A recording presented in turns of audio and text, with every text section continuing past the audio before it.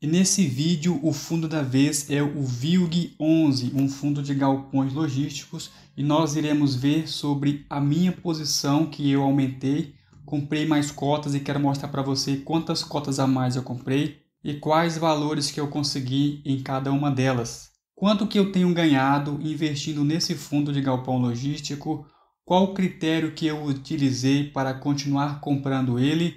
E esse quarto e último ponto ele é importante não só para o VILG11, mas para qualquer fundo que eu quero avaliar, analisar, no caso fundo de tijolo, um fundo que tem imóveis. O terceiro e o quarto ponto que eu irei abordar aqui com você vai te dar insights, ideias de como você pode gerenciar a tua carteira de fundo imobiliário com base nas decisões que eu tomo aqui na carteira do canal. Então antes, pessoal, a minha posição no VILG11 era de R$ 1.566,40.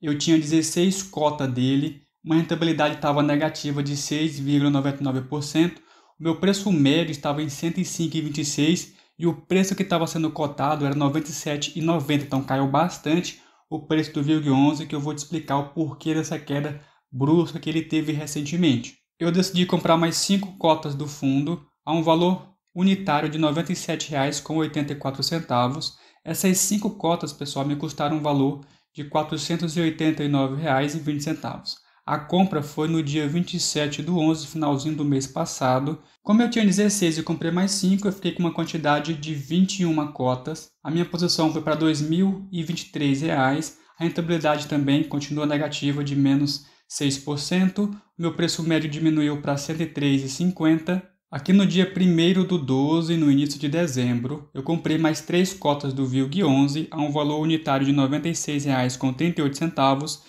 que me custaram um valor de R$ 289,14. Agora eu tenho 24 cotas do VILG11 e a minha posição nele está em 2.192. Antes, a minha maior posição era o MXRF11. Agora o VILG11 assume o primeiro lugar, é o fundo imobiliário que eu tenho mais valor investido. Quanto que eu tenho recebido do VILG11? Aqui eu tenho o meu controle de fundos imobiliários e ações e que eu consigo ver todos os fundos que me pagaram, todas as ações que me pagaram desde o mês de dezembro, que foi o primeiro mês que eu recebi dividendo aqui na carteira do canal, até o mês de novembro, que foi o último recebimento total. O mês de dezembro eu ainda não lancei aqui, mas já tem dividendo provisionado. E do VILG11 eu recebi um total de R$ 21,44. O primeiro rendimento recebido foi lá no mês de julho. No mês de junho eu comprei uma cota e no mês de julho eu recebi 70 centavos, porque eu só tinha uma cota desse fundo. No mês de agosto eu acabei aumentando um pouco o recebimento, provavelmente porque eu comprei mais cotas dele, recebi R$ 2,10. No mês de setembro foi para R$ 3,50. No mês de outubro eu recebi R$ 6,30. E no último mês de novembro eu recebi R$ 8,84. E nesse mês de dezembro ele vai pagar 65 centavos. E ele vai pagar no dia 14/12, 14 de dezembro. E o que é importante avaliar nesse tipo de fundo é analisar se os estabelecimentos que eles têm estão sendo alugados ou se estão vagos, que é o que nós conhecemos como vacância. E no caso do VILG11, existem alguns estabelecimentos, alguns galpões, que parte está vago. Por exemplo, aqui como o Fernão Dias Business Park, nós temos uma vacância de 8%. Temos o Aliança Park com uma vacância de 12%. Temos o Aliança Park com uma vacância de 12%. Temos esse do Airport Tal Guarulhos com uma vacância de 15%. O Parque Logístico Pernambuco com uma vacância de 12%. Então isso aqui afeta o rendimento do fundo. Se não está alugado, não tem dinheiro entrando por esse inquilino. E se não tem dinheiro entrando, a lucratividade do fundo é afetada e a gente acaba recebendo menos rendimento. Então isso é comum para estabelecimentos que têm imóveis para alugar, mas que nós devemos ficar esperto. Como aumentou a vacância, alguns inquilinos saíram, então isso afetou a rentabilidade do fundo, o mercado não digere muito bem e a cota do fundo acaba caindo. Então eu percebo assim, que essas são oportunidades que o mercado nos trazem, apesar desse vídeo não ser uma recomendação de compra do VILG11, tá? As decisões que eu tomo aqui são a respeito da minha carteira e no mês de dezembro eu irei receber do VILG11 R$ 13,65, também no dia 14/12, como mostrei anteriormente, que é a data do pagamento. Eu vou receber por 21 cotas do VILG11, mas você pode estar se perguntando, Fábio, você tem 24 cotas e vai receber em cima de 21. O que aconteceu para você não receber em cima das 24? Eu vou te explicar agora. e é um ponto de atenção que você deve ter quando for comprar algum tipo de fundo imobiliário para receber rendimento. Fique sempre atento a essa data aqui, ó, data com. A data com do VILG11 é até o dia 30/11 de 2023. Quem comprasse até essa data receberia o rendimento no dia 14/12, os 65 centavos por cada cota. Lembre-se que eu comprei 5 cotas no dia 27, eu tinha 16, comprei mais 5 e fui para 21 cotas. Depois eu fiz uma compra de 3 cotas no dia 1/12 de 2023. Então aqui está o segredo. Eu comprei no dia 1/12. A data com é dia 30/11. Então essas 3 cotas não entraram para o cálculo de recebimento de dividendo nesse mês de dezembro. Então no próximo mês de janeiro, se eu não comprar mais nenhuma, eu vou receber em cima das 24. Então fique atento nisso quando você for comprar cota de algum fundo, se você quer receber já de imediato ou se para você não tem problema de receber no mês subsequente. No meu caso, como o dinheiro para comprar as cotas só entrou no mês de dezembro, então eu tive que esperar mais um pouco e não consegui pegar a data com. Muito bem, o critério que eu utilizo, pessoal, primeiro eu olho para a minha carteira e olho aqueles fundos que estão em queda. Por exemplo, o VILG11 é um deles, está com uma rentabilidade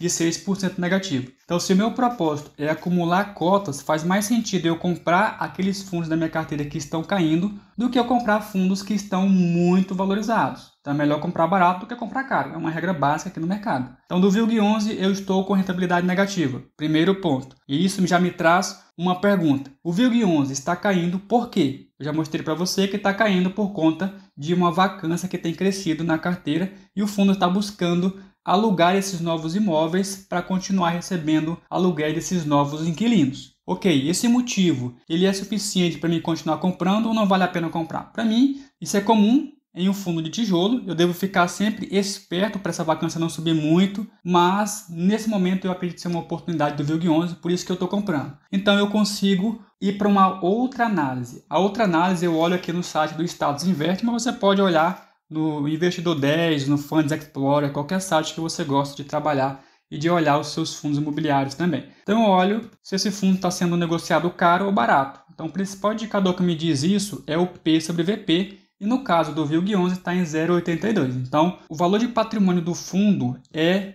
1.671 milhões de reais, com o valor patrimonial por cota de R$ 111. E o mercado está precificando o fundo a 1.370 milhões, um pouco abaixo do seu patrimônio. Isso faz com que o P sobre VP esteja em 0,82. A cota do fundo está em R$ 91,37 e o valor justo, de acordo com o seu patrimônio, seria 111. Então ele está sendo negociado abaixo do que o seu patrimônio vale. Então se o P sobre VP está abaixo de 1, me diz que ele está sendo negociado abaixo do que vale. Se está igual a 1, está sendo negociado no mesmo valor que vale o seu patrimônio.